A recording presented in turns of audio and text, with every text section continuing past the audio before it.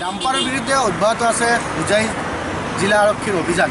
কিয়নো হোজাই জিলা আয়ুক্তগৰাকীয়ে কিছুদিন পূৰ্বে এক নিৰ্দেশনা জাৰি কৰিছিল যে পুৱা 6 বজাৰ পৰা ৰাতি 10 বজালৈকে কোনো ধৰণৰ ডাম্পাৰ নচলিব হোজাই জিলাত।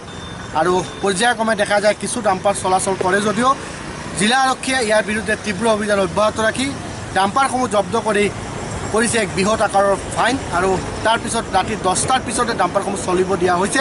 ফাইন কৰি গাড়ীখিনি জব্দ কৰি থকা হৈছে। মই কিছু দৃশ্য দেখাবলৈ যত্ন কৰিম। মই আছোঁ ৰাষ্ট্ৰীয় ঘাইপথত, নেশ্যনেল হাইৱেত, আৰু এনেধৰণে দেখা গৈছে ডাম্পাৰসমূহ জব্দ কৰি থকা হৈছে। আৰু মোৰ লগত ডাম্পাৰ যিগৰাকী মালিক আছে তেওঁ আছে, আৰু তেওঁৰ পৰা মই পোনে পোনে দুটামান কথা জানো। ভাইটি ক'ৰ পৰা আহিছে? এতিয়া আহিছিলোঁ জাতিংগাৰ পৰা। তাতে আমাৰ গাড়ী চলি আছিলে ডাম্পাৰ। আজি আহিছোঁ, গম নাপাওঁ যে নৈতি আছে বুলি। তাৰপিছত ৰখাইছে, ফাইন কৰিছে, ৰখাই পেলাই ফাইন কাটিছে। কেইটা গাড়ী আহিছে? দুখন গাড়ী আহিছিলোঁ, আমি ৰেলত চলি আছিলোঁ, আহিছোঁ এতিয়া আৰু ৰখাই পেলাই নৈতি আছে। আমিতো আগতে গম নাপাওঁ, আহিছোঁহে জাষ্ট। ফাইন কাটিলে, ফাইন কাটি পেলাই 10টা বজাত যাব দিছে। 10টাৰ পিছতো যাব দিছে। লংকা আৰক্ষীয়ে ফাইন কাটিছে। কি আহিছে গাড়ী? খালী গাড়ী গুৱাহাটী গুৱাহাটী যাবা? এয়া হোজাইত ৰাখি দিছে? হয়, ৰাখি দিছোঁ। ক'ৰ পৰা আহিছিল? জাতিংগা লামপুৰ। যে তোমালোকক দুটাকৈ ফাইন কাটিলে? দুটাৰ গাড়ীখন জব্দ কৰি দিছে?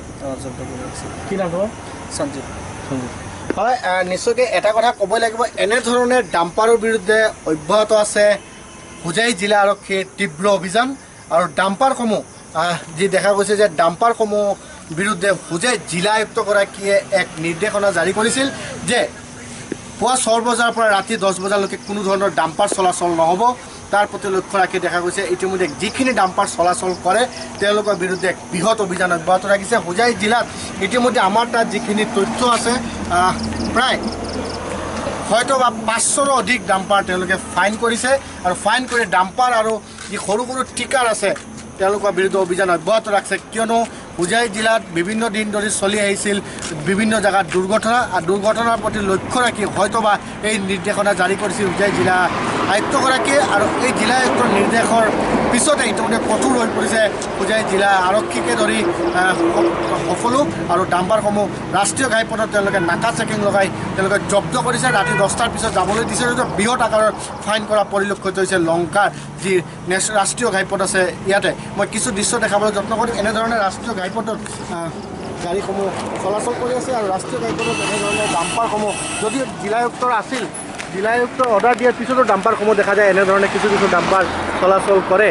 আৰু তাৰ পৰিলক্ষিতে কিছু ডাম্পাৰ লংকা আৰক্ষীয়ে জব্দ কৰি ফাইন কৰা পৰিলক্ষিত হয়। আৰু নিশা 10 বজাৰ পিছত ডাম্পাৰখিনি চলাৰ এক নিৰ্দেশনা দিছিল জিলা আয়ুক্তগৰাকীয়ে। তাৰ যেন কিছু ডাম্পাৰ চালকে বুঢ়া আঙুলি দেখুৱাই ডাম্পাৰ চলাই আৰু পৰ্যায়ক্ৰমে জিলা আৰক্ষীয়েও ইয়াৰ প্ৰতি তীব্ৰ অভিযান অব্যাহত ৰাখিছে হোজাই জিলাৰ বিভিন্ন জেগাত। আৰু ডাম্পাৰখিনি জব্দ কৰি বৃহৎ আকাৰে তেওঁলোকে ফাইন কৰিছে। কিয়নো হোজাই জিলাত বিভিন্ন জেগাত দুৰ্ঘটনাৰ প্ৰতি লক্ষ্য ৰাখি হয়তো এই সিদ্ধান্ত লৈছিল জিলা আয়ুক্তগৰাকীয়ে। আৰু যিমান দিনলৈকে আগন্তুক আৰু নিৰ্দেশনা নাহে তাৰ প্ৰতি লক্ষ্য ৰাখি এই ডাম্পাৰখিনিৰ বিৰুদ্ধে অভিযান অব্যাহত থাকিব। আৰু এটা কথা সকলোকে আমি জনাম যে আপোনাৰ যদি ডাম্পাৰ আছে পুৱা 6 বজাৰ পৰা ৰাতি 10 বজাত ডাম্পাৰসমূহ ঘৰতে সোমাই থওক, আৰু নহ'লে বৃহৎ ফাইন দিবলৈ সাজু হওক। আৰক্ষীয়ে জব্দ কৰিব পাৰে আপোনাৰো ডাম্পাৰ। হোজাইৰ পৰা অমলেশ্বৰ সৈতে মই বিশ্ব চক্ৰৱৰ্তী, টাইম 8।